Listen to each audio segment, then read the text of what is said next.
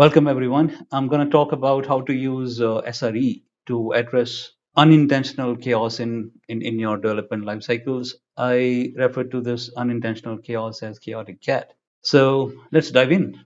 So let's start with chaos engineering. Right. So as we all understand that chaos engineering is the practice of introducing intentional chaos in the production environments to basically identify areas and opportunities to improve resiliency. So while authoring my book on chaos engineering, I wondered about unintentional chaos. The issues that basically seep into teams' work day in day out. The scenarios, the workflows that basically cause issues and take the team's bandwidth away. What am I talking about? Okay, so let's dive into that. I'm basically talking about three things or three themes in general. Let's go into those themes one by one. So the first one really is about speed to market or time to market, or the number of deployments per day, per week, per month. What is it? What is it that we're trying to achieve with that? What number are we trying to achieve? How many number of deployments are good enough? Where does the buck stop? So without the defined number of deployments, without the defined target, a number of deployments, teams are constantly chasing an undefined target. Really, is it like no matter how many deployments you are doing per day, per week, it is not good enough, because we have not defined what is good enough. In absence of that, teams are under constant pressure to elevate the game to the next level. If they have been deploying, let's say, 10 times a day, so maybe they want to take that number to the next level. They maybe want to achieve like 15 deployments a day or 20 deployments a day, and things will not stop there. They'll just continue to as we call it, continuous improvement, right? So they'll continuously try to improve the number of deployments per day. But is it really healthy? Is it really efficient way of looking at the continuous improvement? Maybe not. So the next theme of unintentional chaos is dependencies. So when I say dependencies, I refer to the dependencies within the organization across multiple teams, or the dependencies on the vendor products or the vendor APIs. So whether it's about launching a new feature, rolling out a new feature, or fixing a production incident, teams spend or invest a lot of time in terms of trying to identify the right team to get the approvals, or you know the right team to engage for the rollout, or trying to fix a production incident where the incident really seems to be from the vendor product, not from the own service. So it's a lot of time back and forth that teams spend, to ensure that the right team is engaged or everyone is on the same page to fix the incident or to roll out the new feature. And it really does take a lot of time. Takes a lot of time and also creates the unintentional chaos. It's like teams are trying to roll out a feature, but they have not received the approval or let's say, the upgraded API version from the vendor, and the feature is kind of stuck, even though their work on the feature is done. But because of the dependencies on the vendor product, the feature cannot be rolled to the production environments. Issues like that. That's what I'm referring to. And the next one is measuring everything. Given the technical capabilities that we have with a lot of tools and platforms available to us, we can measure almost everything. But the question is, should we? And if not, how do we know what not to measure? You know, so the dashboards, the monitoring systems can get really complicated, really complex. But the question then is, all the panels, all the dashboards that you have put together, are they really helping, or they're just there because they need to be there? How do you know which panels are really helping, which dashboards are really helping, and which data is really helping, which one is not? How do you know? Where do you draw the line? Which data to capture and which data to discard? That's actually a big question. Okay, and in situations where teams are capturing almost everything that they can, just because their platforms and tools allow them to, um, can actually be counterproductive, can actually create more chaos than solving anything. And let's talk about how do we get into these kind of situations. What are the precursors? What are the triggers? that land teams into these kind of situations and what they can do about it. So one of the reasons, in my experience, is the differentiation between product and service, or the lack of it. We don't generally talk about product reliability or product reliability engineering. We talk about site reliability or service reliability. So what is the difference? So going by the as a service paradigm, a service is really a running instance of a product. Traditionally we used to buy computers. Now we use computers on cloud, and we use them as a service, meaning that we don't really own those computers. We don't really own the infrastructure on cloud. We just use it as long as we want it, and then we pay for as long as we use it. And then when we don't need it, we stop using it and we stop paying for it. So from that perspective, service really becomes a running instance of a product. Teams at the cloud provider, they're just building their product, but when we use them as customers, we use them as a service. So what that means is, when a product is really running in the production environment, that's where the business critical factors like reliability, availability, performance, those kind of things come into play. Now, how do we focus on those aspects while we are building the product, during the development life cycle? So let's talk about that. So where does SRE fit in, and how does it help? SRE doesn't really have to be an operations thing. The idea really is that how do we align the core fundamentals of SRE with the product development life cycle? How do we integrate the SRE practices right into the design and development life cycle, so that SRE doesn't have to be an afterthought? So talking about development life cycles, let's talk about DevOps for a minute. So one of the core tenets of SRE is service level objectives, SLOs, right? Now, what this image is showing is where does SLO fit in the DevOps pipeline? So if you see on the top, we have the development team working on enhancement, bug fixes, new features, and pushing all the updates through a continuous delivery pipeline to the production environment. And on the other side, we have the operations team monitoring the production environment, and the IT systems and the platform teams working with the cloud infrastructure and whatnot. Now, service level objective it fits right in the middle of the pipeline.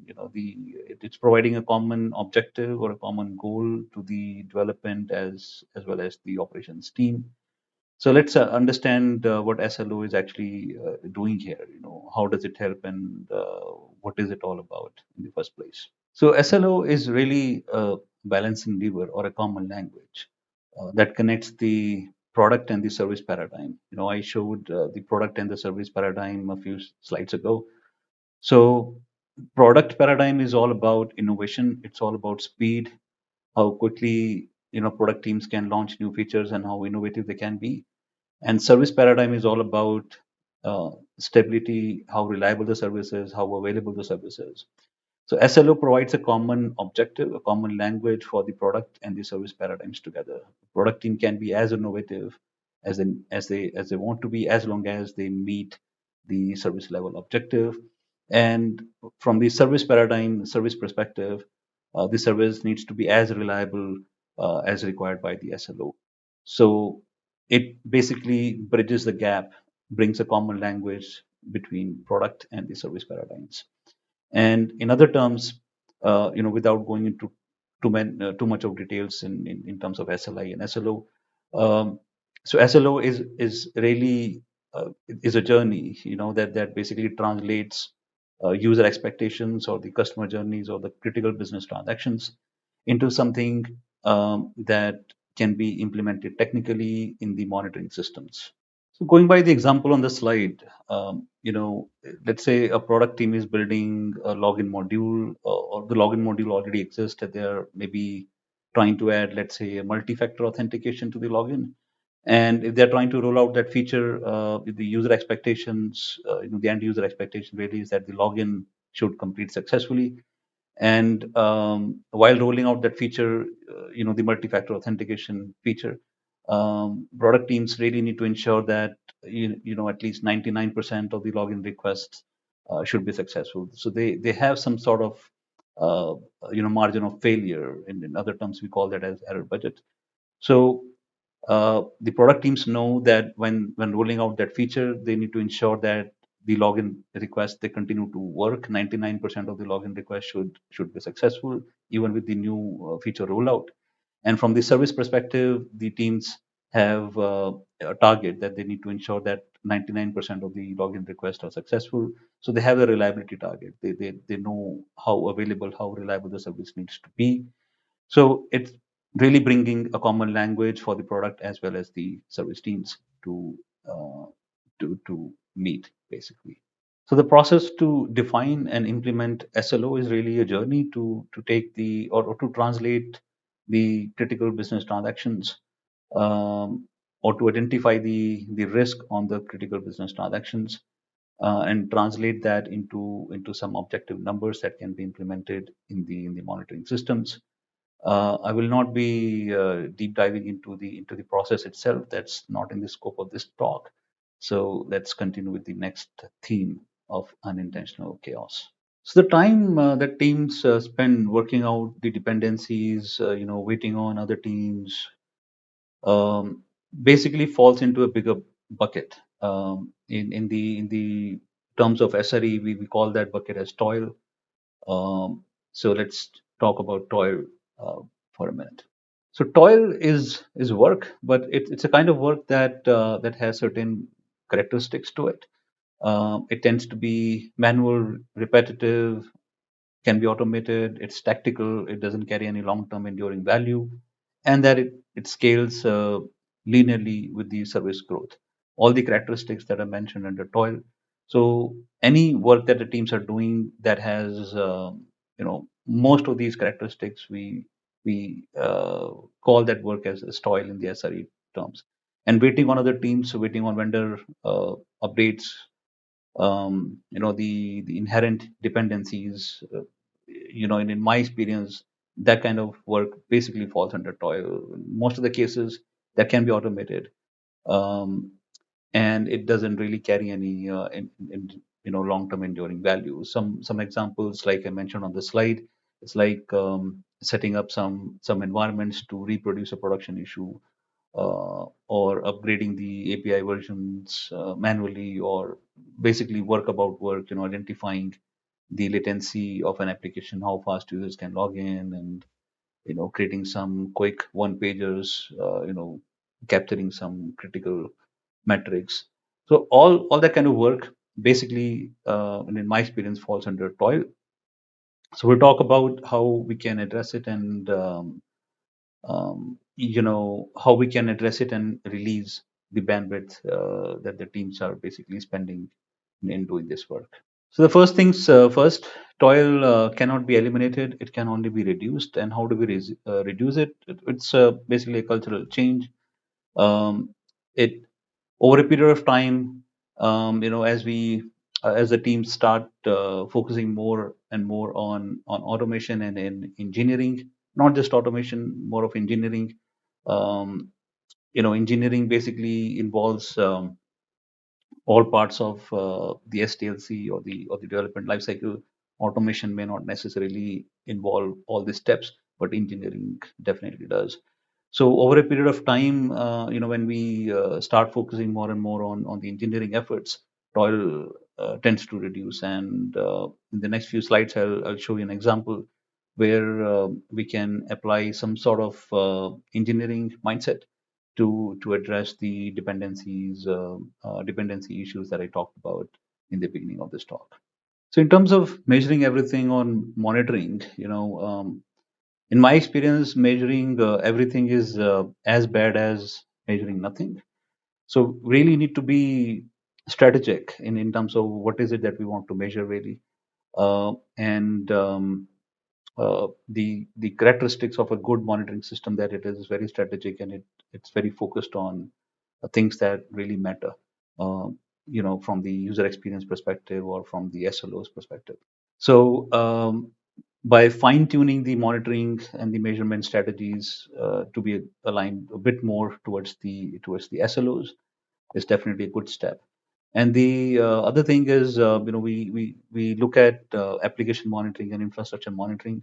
But I think there is uh, often ignored or missing aspect, which is dependency monitoring. We need to understand, how an application or a service basically relates to other applications and services in the workflow, and identifying the downstream dependencies or the upstream dependencies, definitely a good strategy to have in the monitoring space, to be able to you know use monitoring for the production incidents, or um, to ensure that the time taken to resolve production incidents is minimized. So let's connect all these dots. I talked about a lot of things, so let's try to connect all those dots together and then see if things really make sense.